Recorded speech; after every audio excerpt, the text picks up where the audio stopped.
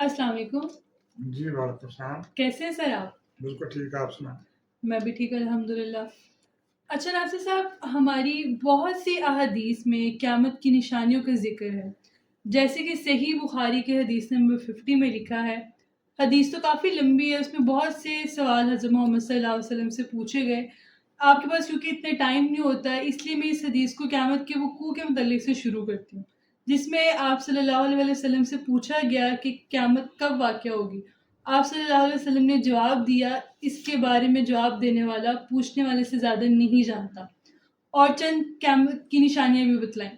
میرا آپ سے سوال ہے کہ کیا حضرت محمد صلی اللہ علیہ وآلہ وسلم قیامت کے بارے میں جانتے تھے کہ کب آئے گی؟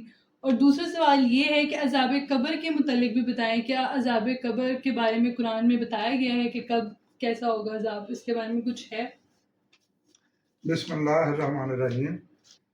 میں پہلے بھی کئی ولاگ میں کہہ چکا ہوں کہ نبی اکرم صلی اللہ علیہ وآلہ وسلم کائنات میں ہمارے لیے سب سے معتبر ہیں. وہ ہمارے نبی ہیں, ہم ان کا کلمہ پڑھتے ہیں. وہ قیامت تک کے نبی ہیں, آخری نبی ہیں, آخری رسول ہیں. اور قرآن پاک جو ان پر اتاری گئی, اللہ کی وحی, جو اللہ کا کلام ان پر اتارا گیا, وہ آخری کتاب ہے.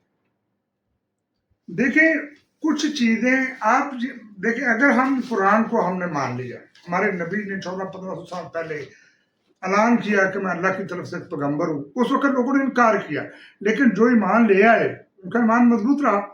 اور ہم جو بعد میں ہم نے جو ادھر پاکستان کے رہنے والے, ہندوستان کے رہنے والے, ہم نے بھی کلمے کا اقرار کیا اور اس فیلڈ میں آ گئے, مسلمان بن گئے. جب ہم مسلمان بن گئے تو ہمارا یہ عقیدہ ہے کہ یہ جو الہام ہے, یہ جو قرآن ہے, یہ جو اللہ کی وحی ہے, یہ اللہ کی طرف سے ہے. یہ اللہ کی طرف سے ایک کلام ہے جو اپنے نبی پر اتارا گیا فرشتے کے ذریعے. اگر ہم یہ مانیں کہ ایک آیت کو مان لیتے ہیں, چلو دوسری کو چھوڑ دیتے ہیں, دوسری کو ادھر ادھر سے باتیں بنا لیتے ہیں, تو ہم سمجھیں کہ ہم اس خدائے بزرگ کی نفی کریں گے جو خدا تھا, جو رب تھا موسیٰ کا, سیدنا موسیٰ کا, جو سیدنا عیسیٰ کا, جو سارے نبی جو اس سے پہلے کتابیں اتری, ان سب کا پروردگار ایک ہی ہے, الہ واحد, یعنی وحدہ لا شریک, کوئی معبود جو وحدہ لا شریک ہے. یہ سمجھے کہ ہم نفی کر دیں گے. اور میں آپ کو ایک اور بات بتاؤں, شاید آپ سمجھے میری بات کا آپ لوگوں کو برا لگے, سننے والوں کو میں یہ بتانا چاہتا ہوں کہ یہ جو بار بار آپ قیامت کے متعلق سوال کر, پہلے بھی بنا چکا ہوں, لیکن ہم نے پھر بھی سوال کر دیا اس کے متعلق, یا قیامت کب آئے گی, یا قبر میں عذاب ہو, ان چیزوں کا ہمارے نبی کو نہیں بتایا گیا. یہ اللہ کا قرآن, نبی کی وحی, یہ نبی کی لکھائی ہوئی کتاب, یہ واضح حکم دے رہی ہے. اس میں کوئی ایسی آیت نہیں جو اس بات کی نشاندہی کرے کہ پیغمبر خدا کو کوئی غیب کا علم تھا. اب یہ جو بھی بات ہوتی ہے, ہمارے علماء نے کیا کیا, اور جی نبی پاک نے کہا جی 14ویں صدی ہوگی, اس سے آگے صدی نہیں ہوگی. ہم جب اسٹوڈنٹ تھے ہم کہتے چلو ٹھیک ہے جی, مولوی صاحب نے کہا ہے, مولوی صاحب تو غلط نہیں کہہ سکتے, ہم نے کہا جی آمین. جب ہم خود اسٹڈی کیا تو ہم نے کہا کہ 14ویں صدی تو گزر رہی ہے, ابھی تو 15ویں صدی شروع. ہم مولوی کے پاس گئے تو مولوی صاحب آپ نے کہا تھا وہ تو اسے کیلکولیشن کے حساب سے صدی کا مطلب ہوتا ہے 100 سال, 1 century it means 100 year. تو ہم نے کہا وہ پورے ہو گئے ہیں. نہیں, وہ ابھی حدیث ہے, انہوں نے کہا تھا پتہ نہیں 14ویں صدی کتنی لمبی ہوگی, یہ بھی کہا تھا. میں نے کہا یہ تو نہ سمجھ میں آنے والی غیر منطقی بات ہے جو دماغ میں سمجھ میں نہیں آ رہی. ایسا کیسے کہہ سکتے ہیں, مجھے کہتے ہیں جب خود علم آیا, اللہ نے سکھایا, جب اللہ نے ترتیب دی ہمارے دماغوں کی, علم کی. میں سمجھتا ہوں کہ میرے والدین سارا کچھ کیا ان کو نہیں پتا تھا, میری والدہ بھی, والد صاحب بھی, لیکن میں نے چونکہ قرآن پڑھا اور اللہ کی نائب سمجھتا ہوں, اسے مجھے تھوڑی سی سمجھ بوجھ دیتی. میں کوئی عقل کل نہیں ہوں, نہ ہی میں پورے دنیا میں سب سے بڑا عالم ہوں, ایسی بات نہیں ہے. ایسے ایسے عالم ہیں جن کے میں سامنے کچھ بھی نہیں ہوں, ان کے پیروں جیسا نہیں ہوں, پیروں کی خاک جیسا نہیں ہوں. ایسے ایسے عالم دنیا میں گزرے ہیں. عالم اسلام میں دوسرے مذاہب کی بات نہیں کر رہا, میں ان کو قدر کی نگاہ سے دیکھتا ہوں. لیکن مسئلہ یہاں پر یہ ہے کہ اس دور میں یہ 14ویں-15ویں صدی جو جا رہی ہے, ہمارے علماء نے اتنا زیادہ شرک ڈال دیا ہے, اتنا زیادہ غیر اللہ کا پرچار کر دیا ہے کہ سمجھ سے باہر تو کون بات ٹھیک ہے اور کون. ہمیں آج بھی یہ چاہیے کہ ہمیں صرف قرآن کو پریفر کریں. اگر ایک چیز ہمیں قرآن پاک سے مل رہی ہے اور ایسی حدیث جو قرآن کی تصدیق کریں, قرآن کی ایجاد اس کی تصدیق کر رہی ہے, وہ حدیث و معتبر ہے, اس کو مانیں. جو اس سے متصادم ہے قرآن کی تعلیمات سے, اس کو ٹکرا دے, اس کو جلا دے. وہ معتبر نہیں ہو سکتی. اس لیے بار بار وہی سوال آ رہے ہیں. میں بار بار میں نے پہلے ہی واضح کہہ دیا کہ اللہ دیکھیں میں آپ کو ایک یہ قرآن کی آیت ہے سورہ نمل کی آیت نمبر ہے 65. میں یہ آپ کو پڑھ کر سنانا چاہتا ہوں. یہ واضح لکھا ہے قُلْ لَا يَعْلَمُ مَنْ فِي السَّمَاوَاتِ وَالْأَرْضِ الْغَيْبَ إِلَّا اللَّهُ کہ آپ کہہ دیجئے. یہ کہلوایا کسے گیا؟ نبی اکرم صلی اللہ علیہ وسلم. کہلوایا کس نے؟ اللہ سبحانہ وتعالیٰ نے. اللہ سبحانہ وتعالیٰ نے کہلوایا. آپ کہہ دیجئے کہ زمینوں اور آسمان میں جتنی مخلوقیں ہیں ان میں سے کوئی بھی غیب کی بات کو نہیں جانتا ماں سوائے اللہ تعالیٰ کے. اور نہ یہ کہ وہ دوبارہ کب زندہ کیے جائیں گے. آگے لکھا ہے کہ نہ یہ کہ وہ دوبارہ کب زندہ کیے جائیں گے. یہ نبی پاک خود لکھوا رہے ہیں. جب نبی پاک خود لکھوا رہے ہیں اور وہ کہہ رہے ہیں کہ مجھے نہیں پتا, کسی کو بھی نہیں پتا, تو پھر یہ کیسے ان سے منسوب کر کے حدیث لے آتے ہیں؟ ان کو اس کو شرم نہیں آتی؟ جس نے حدیث لکھی ہیں یا حدیث لکھی ہیں یا لکھوائی ہیں اس نے قرآن کا مطالعہ شاید نہیں کیا. وہ کوئی بھی تھا, لکھوانے والا کوئی بھی تھا. ابھی دیکھیں یہ بعد میں الزام لگاتے ہیں نبی پاک پر. نبی پاک نے کہا, کبھی یہ صحابہ پر الزام لگا دیتے ہیں. صحابہ کرام نے کہا, صحابہ کرام رضوان وہ تو اللہ ان میں سے کچھ صحابہ ایسے جن پر اللہ راضی ہو گیا. اللہ نے ان کو بشارت دے دی دنیا میں کہ میں آپ کو جنت عطا کروں گا. آپ نے میرے نبی کا ساتھ دیا. اللہ کا رسول محمد صلی اللہ علیہ وسلم اور صحابہ کرام وہ سب کے سب اللہ کی توحید پر ایمان رکھتے تھے. وہ اللہ کی کتاب اس وقت حدیثوں کا ذکر بھی نہیں تھا. ہو سکتا ہے لکھی جا رہی ہو, لوگوں نے اپنے طور پر لکھی ہو. اگر میں ڈیٹیل میں جاؤں گا تو بڑی لمبی بلاگ پڑے گی. شارٹ یہ ہے کہ ہمارے نبی اکرم صلی اللہ علیہ وسلم بالکل نہیں جانتے تھے کہ ان کے مرنے کے بعد کیا کیا ہوگا, یا قیامت کے متعلق اگر اللہ نے نہیں بتایا تو وہ کبھی نہیں کہہ سکتے ایسے ہوگا ایسے ہوگا. ابھی دیکھیں میں آپ کو ایک اور آیت پڑھ کر سناتا ہوں. سورہ الاعراف آیت نمبر 187. وہ یہ کہہ رہی ہے یسألونک عن الساعۃ ایان مرساها قل انما علمها عند ربی. کہ نبی اکرم صلی اللہ علیہ وآلہ وسلم اللہ سبحانہ وتعالیٰ اپنے نبی کو کہہ رہا ہے. کس میں کہہ رہا ہے؟ قرآن کے اندر. یہ قرآن کے اندر لکھوایا نبی نے خود. نبی کو کہا گیا کیا کہہ دیجئے قل یسألونک عن الساعۃ ایان مرساها قل انما علمها عند ربی. کہ یہ لوگ آپ سے قیامت کے متعلق سوال کرتے ہیں کہ اس کا وقوع کب ہوگا, تو آپ کہہ دیجئے کہ اس کا علم صرف میرے اللہ کے پاس ہے. لا یجلیہا لوقتہا الا ہو, اور اس کے وقت کو سوائے اللہ کے کسی اور پردان نہ کیا جائے گا. لا تأتیکم الا بغتۃ, اس لیے وہ تم پر اچانک آ پڑے گی. ابھی میرا سوال یہ ہے کہ نبی اکرم صلی اللہ علیہ وسلم نے خود لکھوا دیا کہ میں نہیں جانتا قیامت کب آئے. اللہ نے کہا آپ کہہ دیجئے کہ مجھے نہیں پتا قیامت کا, یہ اللہ ہی جانتا ہے. اور وہ کب آئے گی؟ وہ اچانک آئے گی. اچانک 1400-1500 سال اچانک تو نہیں آئے گا. اللہ کا کتنا لمبا اچانک ہوتا ہے. نہ پیغمبر جانتے تھے, نہ کوئی فرشتہ جانتا ہے, اور نہ ہی کوئی پہلے والے نبی جانتے تھے, اور نہ ہمارے نبی جانتے ہیں. نہ کوئی ولی جانتا ہے, نہ کوئی کتب جانتا ہے, نہ کوئی غوث جانتا ہے. کسی کو یہ علم نہیں ہے. پیغمبر خدا سے زیادہ ہمارے لیے کون معتبر ہے؟ اگر ان کو نہیں اللہ نے بتایا تو دوسرے کیسے پیشن گوئی کر سکتے ہیں؟ میں کیسے پیشن گوئی کر سکتا ہوں؟ کیا میں نے خدا کا مجرم بننا ہے؟ آگے وہیں پہ لکھا ہوا ہے یسألونک کأنک حفی عنہا. اے نبی اکرم صلی اللہ علیہ وسلم, یہ تو آپ سے ایسے پوچھتے ہیں جیسے گویا کوئی آپ تحقیقات کر چکے ہیں اس بات پر. یہ کیا اللہ کہہ رہا ہے؟ بڑی سختی کے ساتھ اپنے پیغمبر کو کہہ رہا ہے کہ ان کو سختی کے ساتھ جو ہے کہ مجھے نہیں پتا.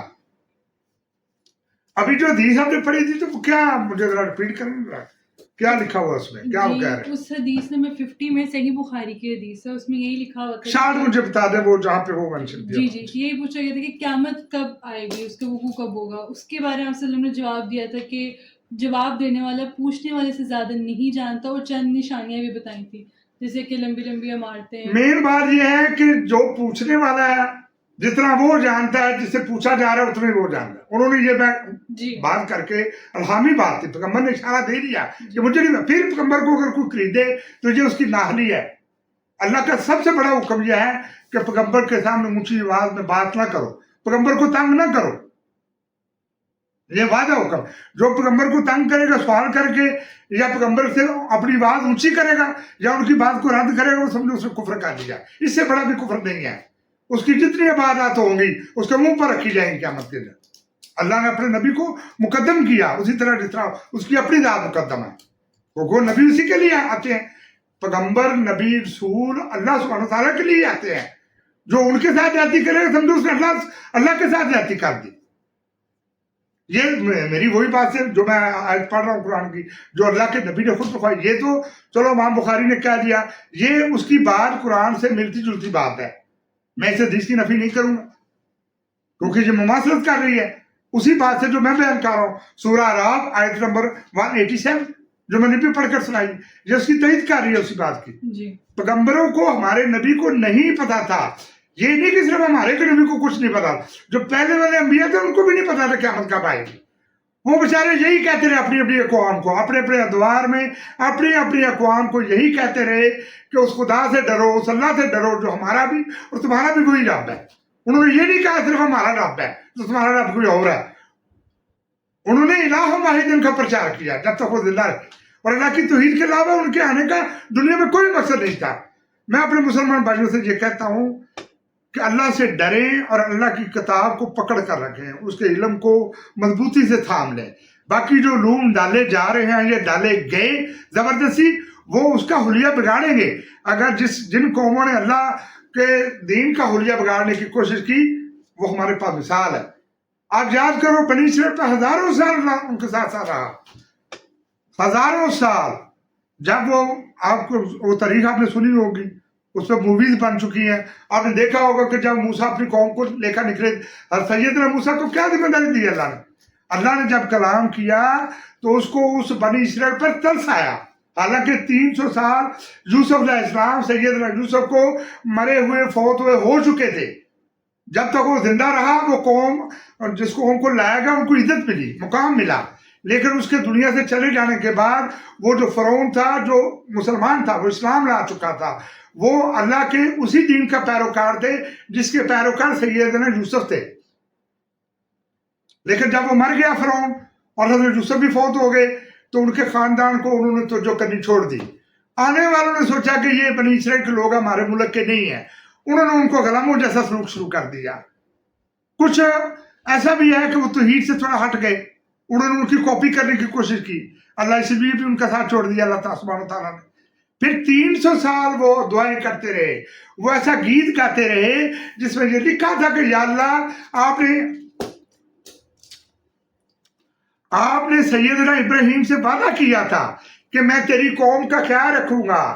تو اس کی قوم آپ کو پکارتی ہے یا اللہ ہمیں اس غلامی کی زندگی سے نجات دے. اور اللہ نے ان کی فریاد کو پھر سنا اور ان پر ایک پیغمبر بھیجا جس کا نام سیدنا موسیٰ. سیدنا موسیٰ کو 2 ڈیوٹیاں دی گئیں. ایک یہ تھی کہ ان کو میری توحید کا پرچار کرو، شاید وہ راست پر آ جائیں. مصر کے لوگ، فرعون اور اس کی فوجیں اور اس کے ماننے والے لوگ وہ توحید پر آ جائیں تو میں رحمدلی کروں گا ان کے ساتھ. اگر وہ رحمدلی پر نہ آئے تو میری اس قوم کو لے کر وہیں پہ چلا جانا جہاں سے تمہاری بنیاد شروع ہوئی تھی، یعنی کہ یہاں اسرائیل جو موجود ہے وہیں چلے جانا. وہ لے کر آئے، رستے میں فوت ہو گئے. اپنی ذمہ داری وہ انہوں نے سمندر کو پاڑ دیا، اللہ نے ان کے معجزات دکھائے. لیکن وہ قوم اس کے اوپر اس کے بعد من سلوہ اتارا گیا، بہت ساری نعمتیں ہیں ہزاروں سال. یہ کوئی ڈکی چھپی بات نہیں. یہ باتیں ہم نے لوگوں نے پہلے بھی سنی ہوں گی. سنانے کا مقصد یہ ہے ہزاروں سال اللہ تعالیٰ نے مجھ سے وعدے کیے، ان کے درمیان میں رہا. بادلوں جتنے بادل اونچے ہوتے ہیں اس کے اوپر اس کا تخت تھا. جہاں جب وہ قوم سفر کرتی تھی رب کائنات وہاں سفر کرتا تھا. من سلوہ تک اتارے. دنیا کی کوئی ایسی نعمت نہیں جو اللہ نے ان کو نہ دی گئی ہو. اور وہ یہ سمجھ کے بیٹھے ہوئے تھے کہ ہم جو بھی کریں گے اللہ ہمیں نہیں چھوڑ سکتا، وہ ہمارا پابند ہے، وہ ہمارا محتاج ہے. یہ ان کی بھول تھی، ان کی غلطی تھی. میں مسلمانوں سے یہ کہتا ہوں وہ غلطی جو بنی اسرائیل نے کی ہزاروں سال اللہ ان کے درمیان رہا. جب انہوں نے وہ غلطی کی جو توحید سے ہٹ گئے تو اللہ تعالیٰ نے ان کو دھتکار دیا، چھوڑ دیا. مجھے ایسا ڈر لگ رہا ہے کہ ایسا نہ ہو کہ اللہ سبحانہ و تعالیٰ ہمیں بھی چھوڑ جائے. وہ ہمارا پابند نہیں ہے، وہ اسی طرح ہے جس طرح اسے بنی اسرائیل کے ساتھ کہ وہ اپنی مرضی والا ہے، وہ کسی کا پابند نہیں. ہم سب کچھ محتاج اور پابند ہیں. تمام انبیاء، تمام فرشتے، تمام جنات، جتنی مخلوق کائنات میں ہے وہ اللہ سبحانہ و تعالیٰ کی پابند اور محتاج ہے، اور ہم بشمول انسان بھی. میں بھی، آپ سب بھی، ہمارے نبی بھی، وہ سب اللہ سبحانہ وتعالیٰ کا محتاج ہے. کوئی نبی دنیا میں آ کر اگر نبوت کا اعلان کر دے تو یہ مت سمجھ لو کہ اس نے کوئی اللہ سبحانہ وتعالیٰ پر احسان کیا. کوئی ایسا نہیں جو اللہ پر احسان کر سکے. اللہ سبحانہ وتعالیٰ اگر کسی کو نبوت دے دیں تو سمجھو اللہ سبحانہ وتعالیٰ نے اس خاندان پر اپنا فضل کر دیا، اپنی نگاہ کر دی. اس پر تشکر کرنا چاہیے، نہ کہ غرور و تکبر اور شرک کرنا چاہیے، اور نہ یہ سمجھنا چاہیے کہ ہمارا اللہ ہمیں نہیں چھوڑ سکتا. یاد کرو مسلمانوں، مجھے اس بات پر کیا ہو رہا ہے ہمارے مسلمان کچھ ملکوں کے ساتھ؟ کیوں نہیں کسی سے بولا جا رہا؟ کیوں نہیں آج سے کتنے سال ہو گئے؟ کیوں نہیں ان معاملہ سیدھا ہوا؟ کیوں نہیں حل ہوا اس کا؟ اس لیے کہ ہم لوگ ہٹ چکے ہیں اس اللہ کے توحید کے پرچار سے. ہم نے اور بہت ساری باتیں شامل کی ہیں اور ہٹ درمی کا مظاہرہ کرتے ہیں. میں کسی کے اوپر انگلی نہیں رکھ رہا، میں سب کو کہہ رہا ہوں. آپ اپنے اپنے گریبان میں دیکھیں، میں اپنے گریبان میں دیکھتا ہوں. اور اللہ کے ساتھ کسی کو شریک نہ کریں، اس کی توحید سے نہ ہٹیں. اللہ کی توحید سے دور چلے جانا تباہی بربادی ہے. یہ دیکھ میں نے آج پڑھ کے سنائی، نبی پاک نے صاحب کہہ دیا میں نہیں جانتا قیامت کب آئے گی. آپ نے کتنی حدیثیں منسوب کر کے کتنے لوگوں کے کان بھر بھر کے آپ نے مسئلے سنا کے ان کے حلیے بگاڑ دیا اس کا. ان کو قرآن کی تعلیمات دیں. مساجد میں کیوں آپ حدیثوں کو پریفر کرتے ہیں؟ وہ کوئی دین کا حصہ ہے؟ وہ دین کا حصہ نہیں ہے، وہ طریق اسلام ہے. جب ضرورت پڑے تو اس کو نکالیں کہ اسلام کی طریق کیسے ہے. وہ دین نہیں ہے، آپ نے اسی کو دین بنا لیا. قرآن کو پتہ پرست کرتے ہو اور حدیث کا پرچار کرتے ہو. یہ ایسے ہے جیسے غیر اللہ کا پرچار کرنا. تم اللہ کے پیروکار ہو یا غیر اللہ کے؟ آپ کا دوسرا کیا سوال تھا؟ قبر کے عذاب کے متعلق اس پہ بہت وہ میں پہلے بھی اس پر بات کر چکا ہوں. لیکن ابھی بھی بہت سے لوگ کمنٹ کیا کہہ رہے ہیں؟ کیا یہی کہ قبر کے عذاب کے متعلق بہت سی حدیثوں کے ریفرنس دے رہے ہیں کہ بہت سی حدیثوں میں لکھا ہے. سورہ مومن کی آیت ہے 45، اس کا ریفرنس دے رہے ہیں. اچھا میں ابھی بتاتا ہوں. احادیث میں تو یہ ہے نا کہ وہ جا رہے تھے نبی پاک، انہوں نے کہا اس قبر میں شدید عذاب ہو رہا ہے. یہ بالکل من گڑت اور بے بنیاد حدیث ہے جو قرآن سے ٹیلی نہیں کرتی. یہ قرآن کے مصادم ہے، قرآن کے اپوزٹ ہے. قرآن کی تعلیمات کچھ کہہ رہی ہیں اور حدیث ہمیں کچھ اشارہ کر رہی ہے. ان کو شرم آنی چاہیے. ان کو حدیث لکھنے سے پہلے، اس کو پڑھنے سے پہلے، اس کو پھیلانے سے پہلے کم از کم اللہ کی کتاب جو نبی اکرم صلی اللہ علیہ وسلم کی کتاب ہے اس کا مطالعہ تو کریں. اس کو تو پڑھ لیں پہلے. ایسے پھیلاتے ہیں حدیثوں کو جیسے کوئی دین کا حصہ ہے، جیسے کو عبادت کر رہے ہیں. وہ عبادت نہیں ہے، وہ غیر اللہ کا پرچار ہے. ابھی دیکھیں، میں نے آپ کو پہلے بھی کہا حدیث تو بیان کرتا ہے. رہی سورہ مومن کی بات، سورہ مومن میں آپ کو پڑھ کے سنا دیتا ہوں. یہ لکھا ہے سورہ 45. اس میں یہ لکھا ہوا ہے کہ وہ لوگ صبح شام آگ کے سامنے لائے جاتے ہیں. وہ ایک جگہ یہ بھی لکھا ہے وہ منہ پر مارتے جاتے ہیں. وہ اور ہے میرے خیال میں آج کوئی وہ بھی ہے. لیکن دیکھیں جب کسی کو پولیس پکڑ کے لے جاتے، روح نکال کے لے جاتے ہیں اس کی، تو اگر وہ اس کو تھوڑا لگا تو وہ قبر کے عذاب سے منسلک نہ ہو گیا. میرا موٹو یہ ہے کہ قبر میں کوئی عذاب نہیں ہے. قبر میں ایک لاش ہے، ایک لوتھڑا ہے، لاش کو کوئی عذاب نہیں. کیوں نہیں آپ ان لوگوں کو سمجھ آتی میری بات؟ سورہ مومن میں کہاں لکھا ہے؟ اچھا میں پڑھ کے آپ سناتا ہوں. سورہ مومن میں یہ لکھا ہے آیت نمبر 45. یہ لکھا ہے کہ وہ لوگ صبح شام آگ کے سامنے لائے جاتے ہیں اور جس روز قیامت ہوگی، وہی میری بات ہوئی کہ قیامت کے پہلے اللہ سبحانہ وتعالیٰ کے علاوہ اللہ سبحانہ وتعالیٰ کے سامنے پیش کرنے کے بغیر کسی گناہگار کو سزا جزا دینے کا اختیار نہیں ہے. فرشتوں کی کیا ضرورت ہے اس کو ایسے لگا دے آگ میں پھینک دے؟ یا وہ کون ہوتے ہیں؟ ان کا یہ اختیار نہیں ہے. یہ اختیار میرے پیارے اللہ سبحانہ وتعالیٰ کا ہے. یہ اللہ جل جلالہ کا ہے. یہ اختیار میرے رب کا ہے جو سارے جہانوں کا رب ہے. یہ دیکھیں آگے لکھا ہوا ہے لائے جاتے ہیں اور جس روز قیامت قائم ہوگی فرعون والوں کو نہایت سخت آگ میں داخل کر دو. حکم ہوگا کہ فرعون کو اس کے ساتھیوں کو آگ میں داخل کر دو. یہ حکم کب ہوگا؟ قیامت کے دن. ان کو آگ دکھائی تو گئی، آگ سے تو پہلے بھی ڈرایا گیا. کیا نبیوں نے آدم سے لے کر جتنے نبی آئے حضرت محمد صلی اللہ علیہ وسلم تک، کیا انہوں نے انسان کو ڈرایا نہیں؟ اپنے اپنے ادوار میں اپنی اپنی قوم کو انہوں نے نہیں کہا کہ برے کام نہ کرنا، اللہ کی عبادت کرنا، اس کے علاوہ کسی کو اپنا حاجت روا نہ ماننا. کیا انہوں نے پرچار نہیں کیا؟ انہوں نے سخت عذاب سے نہیں ڈرایا؟ کیا انہوں نے آگ سے عذاب سے تنبیہ نہیں کی؟ یہ وہی تنبیہ ہے. ابھی صبح جب آنکھ دکھائی دیتی ہے تو کیا آگ میں پھینکا تو نہیں گیا؟ اور قبر میں کہاں لکھا ہوا ہے؟ میں کہتا ہوں پورے یہ جو باتیں کرنے والے لوگ ہیں ان کو کیا چیلنج کرتا ہوں کہ میں ان کا فرقہ قبول کر لوں گا اگر یہ قرآن سے ایک آیت بھی لے آئے جو یہ کہتی ہو قبر میں سزا اور جزا ہے اور قبر میں عذاب ہے. ساری دنیا کی باتیں اللہ تعالیٰ نے قبر میں لکھ دی، قرآن میں لکھ دی کہ اگر چوری کرو گے یہ اگر کم تولو گے تو معاف نہیں کروں گا، اگر ذخیرہ اندوزی کرو گے تو معاف نہیں کروں گا، اگر ملاوٹ کرو گے کھانے پانے کی چیزوں میں نجائز منافع کوری کرو گے تو نہیں معاف کروں گا، قتل کرو گے تو زنا کی یہ سزا ہے. تو یہ بتانے سے قرآن کا اثر رہا کہ قبر میں کوئی سزا اور جزا نہیں اور قبر میں عذاب ہے؟ اگر ہوتا تو کوئی اشارہ ہوتا. ایسے ہی بن کر تو باتیں بنا کے لے آتے ہیں اپنی طرف سے، وہ جی اس سے یہ مطلب ہے، اس سے تم کونوں سے فرد کرنے والے؟ اللہ کے نبی نے ڈر کے زندگی گزاری، وہ جانتے تھے اللہ سبحانہ تعالیٰ کے وجود کو، اس کی طاقت کو وہ جانتے ہیں جل جلالہ کو. تم لوگوں نے نہیں دیکھا، تم لوگ نہیں جانتے، اس لیے باتیں گھڑتے ہو، روز بناتے ہو نہیں سے نہیں باتیں. کہاں لکھا ہوا ہے کہ قبر میں عذاب ہے؟ یہ سورہ مومن ہے میرے سامنے. آگے لکھا، میں آگے بھی سناتا ہوں، 47 46 اور 48.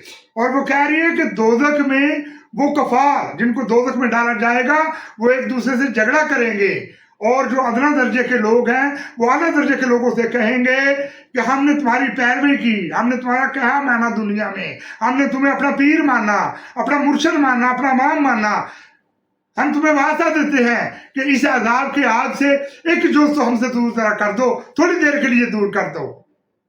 تو وہ کہیں گے جو اعلیٰ درجہ کے لوگ ہیں، ادنا درجے کے لوگوں کو جواب دیں گے کہ نہیں نہیں، ہم سب دوزخ میں ہیں، آپ بھی اور ہم بھی، اللہ سبحانہ تعالیٰ اس کا فیصلہ کر چکا، ہمیں معاف کر دو. وہ یہ کہیں گے، یہ ورگلانے والے، یہ جو امام بنے ہوئے، یہ جو اماموں کی پیروی کرتے ہیں، کیا تم نے اپنے اللہ کے نبی کو امام نہیں مانا؟ کیا ہمارے رسول کا، ہمارے اللہ کا اور اس کے رسول کا ہمارے لیے جو دین کافی نہیں ہے؟ کیا قرآن کافی نہیں ہے؟ تمہیں کیوں ضرورت پڑ گئی اماموں کی؟ کیوں ان کے پیچھے جاتے ہو؟ کیا مسئلہ ہے تمہیں؟ تم شیطان کے پیروکار ہو یا اللہ سبحانہ تعالیٰ کے؟ کیوں من گڑت باتیں لے کر اللہ کے دین میں ملاوٹ کر؟ کیا اللہ سے خوف نہیں آتا؟ وہ تمہیں ضرور جکڑے گا قیامت کے دن، اور قیامت دور نہیں ہے. کل مرو گے، اگلے دن قیامت ہوگی جس دن مرو گے. وہ ہزاروں سالوں تو بھیڑ نہیں ہے. ایسے کچھ علوم ہیں جو اللہ تعالیٰ نے نبیوں کو بھی نہیں بتائے، مجھے بھی نہیں بتائے. یہ نہ میرے اوپر فتویٰ لگا دیں کہ یہ کہہ رہے جی مجھے پتا تو کہ نبیوں کو نہیں پتا. کسی کو نہیں پتا قیامت کب آئے گی، قبر میں کیا، قبر میں کوئی سزا نہیں. قبر میں صرف ایک مٹی کا لوتھڑا ہے جو گلا سڑا ہے، جس نے گلنا سڑنا ہے. کسی کو کیڑے کھا جاتے ہیں، وہ جی فلاں بندہ مر گیا جی، وہ بیچارہ دیکھو جو منہ ڈنگا ہو گیا، اس کا منہ کالا ہو گیا جی، وہ جہنم میں گیا جی. یہ کس طرح کا تو یہ نا، فلاں نے قبر کھولی تو خوشبو آ رہی تھی، فلاں دیکھا اس کے رنگ کالا پڑ گیا. یہ باتیں مصر کے وہ لوگ کرتے تو جہلون تھے. ہمیں نہیں کرنی چاہیے، ہمیں قرآن کی تعلیمات کو دیکھنا چاہیے. جن کے پاس کوئی علوم نہیں تھے وہ یہ بات توہین کرتے تھے کہ اس کی قبر پہ کالے پھول ڈالو، اگر بلیک روز زیادہ ہوں گے تو ہم سمجھیں دوزخ میں گیا، اور وائٹ روز اگر زیادہ ہوں گے تو وہ دنیا میں توہین کرتے تھے یہ بندہ جنت میں چلا. ہم کون ہوتے توہین کرنے والے؟ دیکھیں آگے بھی یہ آیت ہے سورہ الانعام کی آیت نمبر 50 ہے. تو یہ بھی کہہ رہی ہے کہ قُلْ لَا أَقُولُ لَكُمْ عِنْدِي خَزَائِنُ اللَّهِ وَلَا أَعْلَمُ الْغَيْبَ وَلَا أَقُولُ لَكُمْ إِنِّي مَلَكٌ. نہ میں تم سے یہ کہتا ہوں کہ میرے پاس خدا کے خزانے ہیں، اور نہ ہی میں تمام غیبوں کو جانتا ہوں، اور نہ میں تم سے یہ کہتا ہوں کہ میں کوئی فرشتہ ہوں. یہ سورہ انعام آیت نمبر 50 قرآن پاک کی آیت ہے جو نبی اکرم صلی اللہ علیہ وسلم لکھوائی، نبی صلی اللہ علیہ وسلم پر اتری. یہ حضور نے کہا. یہ کس نے کہا؟ حضور پاک نے. جو آپ لوگ لے کر آتے ہیں حضور پاک نے نہیں کہا، وہ شک میں پڑی ہوئی. یہ اتھینٹیکیٹ بات ہے، یہ یقیناً اللہ کا کلام ہے، اللہ کے رسول کا کلام.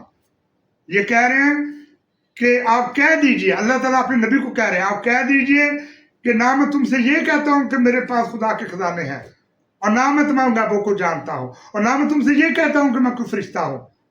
ان اتبع الا ما یوحی الی، میں تو جو کوئی میری طرف وحی کیا جاتا ہے اس کا اتباع کر لیتا ہوں، صرف اس کا اتباع کرتا ہوں، اس کے پیچھے پیچھے ہو لیتا ہوں. آگے ایک اور آیت لکھی ہے قُلْ هَلْ يَسْتَوِي الْأَعْمَى وَالْبَصِيرُ فَلَا تَتَفَكَّرُوا. آپ کہہ دیجئے کہ ایک اندھا اور ایک آنکھوں والا برابر ہو سکتے ہیں دونوں؟ تو کیا آپ لوگ غور نہیں کرتے؟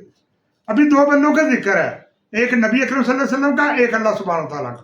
آپ مجھے خود دیکھ کر سوچ کر بتائیں کہ ان دونوں میں سے اندھا کون ہے اور آنکھوں والا کون ہے؟ آپ کو پتہ چل جائے گا کہ اللہ سبحانہ و تعالیٰ کا پرچار نہ کرنے کا کیا مطلب ہے۔ جس نے بنی اسرائیل کو چھوڑ دیا وہ ہمارا پابند ہے۔ مجھے ڈر لگ رہا ہے جس طرح سے تعلیمات کو پھیلایا گیا، جس طرح سے دین اسلام کی تشریح کی گئی، مجھے ڈر لگ رہا ہے ایک نہ ایسا دن گا اللہ ہمیں چھوڑ نہ جائے، اور اگر اس نے چھوڑ دیا تو یاد کرو اس کے ساتھ کیا ہوا۔ برسم باللہ کے ساتھ وہی ہوا تھا، اس نے اللہ کی تعلیمات کو چھوڑ دیا۔ ایک جنگلی، ایک باربیرین، ایک وحشی، وہ ہلاکو خان، پوری دنیا کا مسلمانوں کا خلیفہ، بڑا ناز تھا اس کو اپنے اوپر کہ میری مدد آئی، پھر لگا دینے آوازیں اللہ سبحانہ وتعالیٰ کو، یا اللہ میری مدد کر۔ اللہ تو تب مدد کرتے جب اس نے اللہ کی تعلیمات میں ہیرا پھیری نہ کی ہوتی، اور وہی پرچار ہم آج کر رہے ہیں جو اس نے کیا تھا۔ میں ڈیٹیل کے ساتھ اگر بتاؤں تو آپ لوگوں کے رونگٹے کھڑے ہو جائیں۔ جو دین اسلام کے ساتھ اس نے کیا، تو اللہ سبحانہ وتعالیٰ نے اس کے ساتھ کیا کیا تھا، یاد کرو اس وقت کو۔ جب وہ وزیروں مشیروں جنہوں نے مخبری کی تھی نا، انہوں نے کہا جاؤ اس کے پیر پاؤں پکڑ لو شاید تمہیں معاف کر دے۔ وہ خزانہ لے کر گیا، اس کے پیر پکڑے، تو ہلاکو خان نے کہا اس کی ضرورت کیا ہے مجھے، ویسے ہی لے لوں گا۔ لیکن افسوس اس بات کا ہے تم مسلمانوں کو خلیفہ ہو، کاش تم نے یہ دولت اپنی تلواروں کی نوک تیز کرنے پر لگائی ہوتی تو آج تیرا یہ حال نہ ہوتا۔ یہ بات کہی ایک غیر اللہ کے ماننے والے نے ایک اللہ کے ماننے والے کو۔ کیا اس کی داڑھی نہیں تھی؟ بڑی لمبی داڑھی تھی اس کی، نماز بھی بڑی ٹکا کے پڑھتا تھا۔ رسوا ہوا ایک غیر اللہ کے سامنے۔ رسوا کرانے والا کون تھا؟ وہی اللہ سبحانہ و تعالیٰ جس نے اسے پہلے بنی اسرائیل کو رسوا کرایا، پیغمبر داؤد اور سلیمان کے بعد، جو اللہ کے برگزیدہ تھے۔ اللہ نے اس کو ایسی سلطنت دی تھی جو دنیا میں کسی کو نہیں دی، جس کے تخت کو ہواؤں نے اوپر اڑایا، ہواؤں کو اس کے تابع کیا۔ اس کے مر جانے کے بعد انہوں نے پھر توحید کا پرچار چھوڑ دیا۔ جو قومیں توحید کا پرچار چھوڑ دیتی ہیں اور اپنی بندربان کرتی ہیں، ان کے ساتھ اللہ سبحانہ و تعالیٰ کیا کرتے ہیں وہ دیکھ لو۔ بنی اسرائیل کو وہ بخت نصر کون تھا؟ اس نے نہ صرف ان کے گھر کو آگ لگا دی جس کو بیت المقدس کہا جاتا ہے، سارا سونا چاندی اٹھا کر لے گیا، اور سارے اسرائیل کے مردوں کو اپنا اسیر، اپنا غلام بنا کر لے گیا۔ وہ بڑی آؤ بکا لگے کرنے، یا اللہ معاف کر دے ہمیں۔ پھر وہی جو جس کو ذوالقرنین کہتے ہیں، سارے سے آدم، اس نے جب فتح کیا اس کو تو اس نے قتل کر دیا بخت نصر کو۔ اس نے کہا اعدام کر دو ان کو۔ وہ کوئی نیک بندہ تھا، اچھا بندہ تھا، اس نے کہا چھوڑ دو ان کے ساتھ جاتی کی بخت نصر نے، ان کا مال سونا چاندی بھی دے دو، اور اس نے اس گھر کی تعمیر نو کے لیے مصری بھی بھیجے۔ یہ ہے اللہ کی طرف سے زوال۔ اگر اللہ ان کے ساتھ ہوتا، کیسا تھا کہ وہ بخت نصر ان پر قابض ہو جاتا۔ اللہ نے ساتھ چھوڑ دیا۔ مجھے یہ ڈر ہے اللہ سبحانہ و تعالیٰ ہمارا ساتھ نہ چھوڑ دے، مسلمانوں تکبر میں نہ ہو، نہ غرور میں آؤ۔ کس غرور اور تکبر میں ہو؟ کیا کون سی مہر ہے تمہارے پاس جس پر لکھا ہوا ہے نہ پابند کرو اللہ کو، اپنے کو اسے ڈرو، اور اس کی توحید کے خلاف کوئی بات نہ لے کر آؤ جو تم آج لے کر آ رہے ہو۔ کوئی ادھر سے اٹھتا ہے وہ یہ بات لے آتا ہے، یہ دیکھو جی وہ جی فاتحہ کا سارا بسم اللہ میں، بسم اللہ سے بے میں، بے سے بے کے نقطے میں، نقطے سے فلانا آ گیا۔ اور کیوں اس طرح کی باتیں کرتے ہو؟ کیوں اللہ سے ڈرو؟ اچھا، دوسرا مجھے اپنے جو میرے ٹک ٹاک کے فالوور ہیں ان سے میری ایک ریکویسٹ ہے کہ جب ہم ویڈیو بناتے ہیں، وہ ویڈیو ہوتی ہے 25 منٹ کی، 25 منٹ کی، 30 منٹ کی، بڑی ہوتی ہے ویڈیو، لیکن ٹک ٹاک ہم ساری نہیں چڑھا سکتے۔ وہاں پہ ہمیں پیسز کرنے پڑتے ہیں 3 منٹ کے، 2 منٹ کے۔ تو اس میں 2 منٹ میں کیا سمجھ آتی ہے، وہ ساری سنتے نہیں ہیں، یا وہ سارے پارٹ سنیں یا یوٹیوب پہ ایک دفعہ پوری سن لیا کریں، پھر ان کو سوال کرنے کی ضرورت نہیں رہے گی۔ کمنٹس میں ان کے بہت سارے آتے ہیں جی یہ حدیث دیکھیں، یہ دیکھیں جی، تو پھر بار بار کمنٹس میں آتے ہیں، ان کو سوال کرنے کی ضرورت نہیں انشاءاللہ رہے گی اگر وہ یوٹیوب پہ جا کے اس پوری ویڈیو کو ایک دفعہ سن لیں۔ میرے اوپر 100 اعتراض کریں، 100 سوال کریں، لیکن میری ریکویسٹ یہ ہے کہ میری پوری بات سنا کریں۔ پوری بات سنیں گے آپ کو انشاءاللہ کمنٹس باکس میں سوال کرنے کی ضرورت باقی نہیں رہے گی۔ اچھا، میں آگے یہ کہتا ہوں کہ سورہ طٰہٰ میں 2 آیات ہیں جو قیامت کے متعلق اشارہ کرتی ہیں۔ ایک میں آپ کو پہلے بھی وہ بھی میں سناتا ہوں آپ کو بعد میں، ایک اس سے پہلے ہے چھوٹی سی، وہ میں آپ کو سنانا چاہتا ہوں۔ وہ سورہ نمبر کوئی سورہ طٰہٰ آیت نمبر 124 یعنی 124 بنتی ہے، 124، وہ میں آپ کو سناتا ہوں۔ وہ کہہ رہی ہے وَنَحْشُرُهُ يَوْمَ الْقِيَامَةِ أَعْمَىٰ، یعنی قیامت کے روز ہم اس کو اندھا کر کے اٹھائیں گے. جو پہلے میں نے طٰہٰ کی سورہ 102 نمبر پڑھی تھی، یہ بھی اسی طرح کی بات کر رہی ہے کہ قیامت کے روز اس کو اندھا کر کے اٹھائیں گے. اور وہ توجہ سے کہے گا کہ یا اللہ آپ نے مجھے اندھا کر کے کیوں اٹھایا، دنیا میں تم آنکھوں والا تھا. اللہ سبحانہ و تعالیٰ ارشاد ہوگا ایسا ہے کہ جب میرے احکام تجھ تک پہنچے تھے تو تو نے ان کا کچھ خیال نہ کیا تھا، سو ایسا ہے کہ آج تیرا بھی کچھ خیال نہ کیا جائے گا. وہ وہی آیت ہوگی نا، وَمَا مَكَرُوا وَمَكَرَ اللَّهُ وَاللَّهُ خَيْرُ الْمَاكِرِينَ. دیکھیں ہم زیادہ ہوشیار نہیں ہیں، جس نے ہمیں پیدا کیا، جو جانتا تھا ہمارے علوم کیا ہے، جس نے ہمیں علوم سکھائے، وہ ہم سے زیادہ بہتر جانتا ہے، سب سے زیادہ سننے والا ہے، سمیع و بصیر ہے، وہ سب سے زیادہ طاقت رکھتا ہے سننے کی اور جاننے کی. اللہ سبحانہ و تعالیٰ وہی سلوک کرے گا جو ہم جس طرح ہم عبادت کریں گے. یہ طریق نہیں ہے کہ اللہ کے دین کو چھوڑ کے یہ جو الہام آیا، یہ جو وحی آئی، یہ جو اللہ کا قرآن آیا، یہ ہمارے لیے بہت معتبر چیز ہے. اگر ہم اس میں ملاوٹ کریں گے پھر دوسرے کمنٹس کرتے ہیں جی وہ دیکھیں جی وہ حضور نے کہا. یہ جو میں بات کر رہا ہوں یہ حضور نے کہا، یہ اتھینٹیکیٹ ہے، یہ معتبر ہے، یہ ہمارے پاس اللہ نے اس کی گارنٹی دی کہ میں اس کی بات کروں گا. یہ حضور پاک نے کہا تھا. کوئی ادھر سے تیس لے آتے ہو جی حضور کی بات سنیں، حضور نے فرمایا. یہ پتہ نہیں فرمایا کہ نہیں فرمایا، لیکن یہ جو قرآن ہے یہ حضور نے واقعی فرمایا. پہلے اس کی بات کو سنا کریں، یہ دیکھیں یہ چیز اس میں موجود ہے، اگر نہیں ہے تو پھر حدیث کو پریفر کریں. یہ بھی میری ریکویسٹ ہے. ابھی میں نے وہ آپ کو آیت پڑھ کے سنائی، آپ دیکھ لیں کیا لکھا ہوا. اللہ کہتے ہیں میں اس کو قیامت کے روز کو اس کو اندھا کر کے اٹھاؤں گا. تو وہ کہے گا یا اللہ آپ نے مجھے اندھا کر کے کیوں اٹھایا، دنیا میں تو میں آنکھوں والا تھا. تو ارشاد ہوگا ایسا ہے کہ جب میرے احکام نبیوں کے ذریعے تم تک پہنچتے تھے تو تم نے ان کا کچھ خیال نہ کیا تھا، سو ایسا ہے کہ آج تیرا بھی کچھ خیال نہ کیا جائے گا. یہ ہے اللہ کا نظام. کوئی اللہ اتنا بھی سیدھا نہیں ہے کہ جتنا ہم نے سمجھ لیا. سارے جنہیں ہمارے اندر ہیں نا وہ سب اسی نے بنائے، وہ علوم اسی کے ہیں جو ہمیں سکھائے گئے.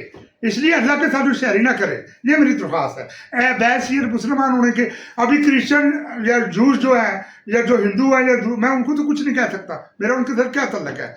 میں ایک مسلمان ہوں اور مجھے دکھ ہے کہ ہم نے جو طور طریقے اپنائے ہوئے ہیں وہ بالکل کفر پر اور غیر اللہ کے پرچار پر ہیں. مجھے ڈر ہے کہیں ایسا نہ ہو کہ جو حال بنی اسرائیل کا ہو وہ ہم مسلمانوں کا نہ ہو. وہ کسی کا پابند نہیں ہے، وہ اپنی مرضی والا جو اوپر بیٹھا ہوا ہے، اس سے ڈرو، اس سے ڈرو. نہ کسی کو پابند کرو کو باندھتے ہو، اس کو یہ دے دیا، اس نے اس کو دے دیا، اس نے اس کو دے دیا، اب وہ بانٹیں گے. کتنے ایسا کفر کرتے ہو، انسانوں کو خدا کا درجہ دیتے ہو. شرم کرو. بات غصہ لگتی ہے لگے، لیکن کچھ ایسے بھی ہوں گے جو میری بات کو سمجھیں گے. میں ان سے خطاب کر رہا ہوں، ان کو کہہ رہا ہوں کہ آپ کو اللہ نے تعلیم دی، علم دیا، اس لیے میری درخواست ہے کہ قرآن کو پریفر کریں، اس کو پڑھیں، اس کی تعلیمات کو رد نہ کریں. یہ اللہ جل جلالہ کی طرف سے ہے جس نے سارے جہانوں کو پیدا کیا. اگر میں کہکشاؤں کی تعریف کروں نا، اتنا سسٹم بنایا کہ قیامت تک کوئی انسان ہزاروں سال لاکھوں سال سفر کرے قیامت تک آسمان تک نہیں پہنچ سکتا. یہ راز ہے، میں کسی اور بلاگ میں بتاؤں گا. یہ اللہ کے علوم ہے، جو چاہے تو کسی کو بتا دے، چاہے تو نہ بتائے، اس کے دماغ کے دریچے کھول دے. لیکن میری درخواست ہے کہ آپ قرآن کے علاوہ کسی تعلیمات پر یقین نہ کریں، نہ اس کو پریفر کریں، اس کو رد کریں. یہ اس لیے بعد آئیں گے کیونکہ انہوں نے اپنے پیسے لیتے ہیں یا کہ ان کو کوئی ایڈ آتی ہے اس چیز کی کہ ان چیزوں کو داخل کرو دین اسلام کے اندر، حدیثوں کو من گڑھتے اور بے بنیاد کو، اور دین کا حلیہ بگاڑو. یہ سراسر غیر اللہ کا پرچار کرنے کا ذریعہ ہے. اللہ سبحانہ تعالیٰ سے ڈرو اور اللہ کے علاوہ کسی دوسرے کو اس کے ساتھ شریک نہ کرو اور حاجت روا نہ مانو. نبی، پیغمبر، ولی، کتب کو سب انسان ہیں، وہ آئیں گے دنیا سے، مریں گے، پھر دوبارہ زندہ کیے جائیں گے اور پھر خدا کے سامنے دربار. یہ ساری حکمت عملی، یہ سارے اختیارات سوائے اللہ سبحانہ تعالیٰ کو کسی کو نہیں اللہ نے دیے. نہ کسی نبی کو، نہ کسی پیغمبر کو، نہ ہمارے نبی کو، نہ ہمارے پیغمبر خدا صلی اللہ علیہ وسلم سے پہلے جو نبی گزرے ان کو دیا گیا. کسی کو نہیں دیا گیا، صرف ان کی اپنی ذات کی گارنٹی دی گئی کہ میرے لیے، آپ لوگوں کے لیے اجر عظیم ہے اور وہ اللہ ان کو دے گا. اس لیے میری ریکویسٹ ہے تو نہ کریں ایسے. میں آپ کو وہ آیت بھی سناتا ہوں اگلی بھی. خدا کی قسم کوئی نہیں جانتا کائنات میں کہ کون نیک ہے اور کون بد ہے، اس کا سوائے اللہ تعالیٰ کے. اللہ سبحانہ تعالیٰ یہ علم جانتے ہیں. کوئی فرشتہ، کوئی نبی تو یہ نہیں کر سکتا یہ بندہ گناہگار ہے یا نیک ہے. پیغمبروں کا کام تھا اللہ کی توحید کا پرچار کرنا، جو انہوں نے اصل طریقے سے کیا. اور اللہ کے ہاں ان کے لیے اجر عظیم ہے.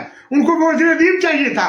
نبی پیغمبر رسول جانتے تھے کہ ہمیں اجر عظیم چاہیے اللہ سبحانہ تعالیٰ کے دربار میں. انہوں نے لیا, اپنی ڈیوٹی پوری کی, اپنا احسن طریقے سے پیغام لوگوں تک پہنچایا.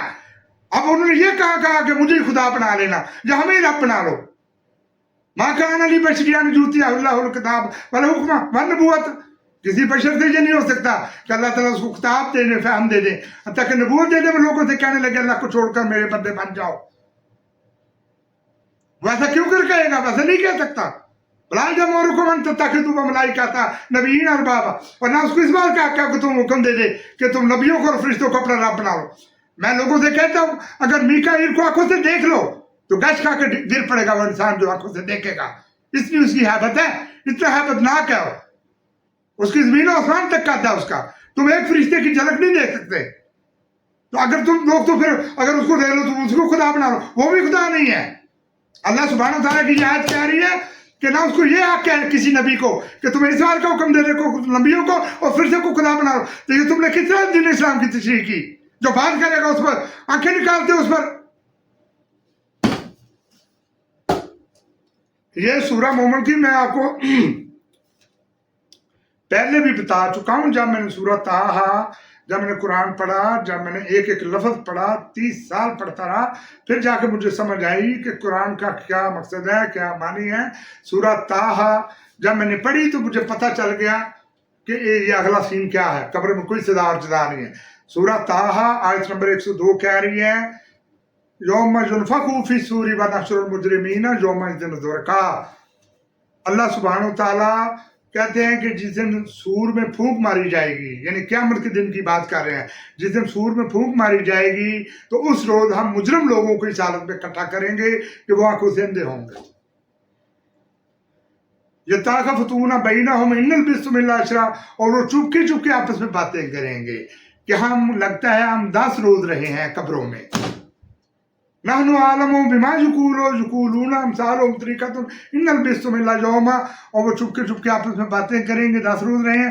اللہ ہی جانتا ہے وہ کتنی دیر رہے اور کتنی دیر. اور ان میں سے ایک صاحب رائے تو یہ یوں کہے گا کہ نہیں مجھے ایسا لگتا ہے کہ ہم صرف 1 روز الا یوما, صرف 1 دن رہے ہیں. پھر اسے نقطے نکال لاتے ہو. جب میں بیان کرتا ہوں کبھی یہ حدیث دیکھیں جی, اس کو دیکھیں جی. کیوں اللہ سے ڈرو, کیوں اللہ کے دین میں بگاڑ پیدا کرتے ہو؟ اور مر کے کس کے پاس جانا ہے؟ کسی نبی کے پاس جانا ہے یا کسی ولی کے گھر جانا ہے؟ اللہ سبحانہ تعالیٰ کے دربار میں تمہیں کھڑے ہوگے. جب مرنے کے بعد تمہارے دوبارہ زندہ کیا جائے وہاں کوئی تمہارا سارچ نہیں ہوگا. یہ ساری شہری چلاکیاں یہ دنیا میں رہ جائیں گی. وہ تم سے آنکھ بھی نہیں ملائیں گے جن کے تم پیچھے پیچھے جا رہے ہو. اس لیے میں اس سے زیادہ کیا کہہ سکتا ہوں, مجھے سمجھ نہیں آ رہی میں اس سے زیادہ کیا کہوں.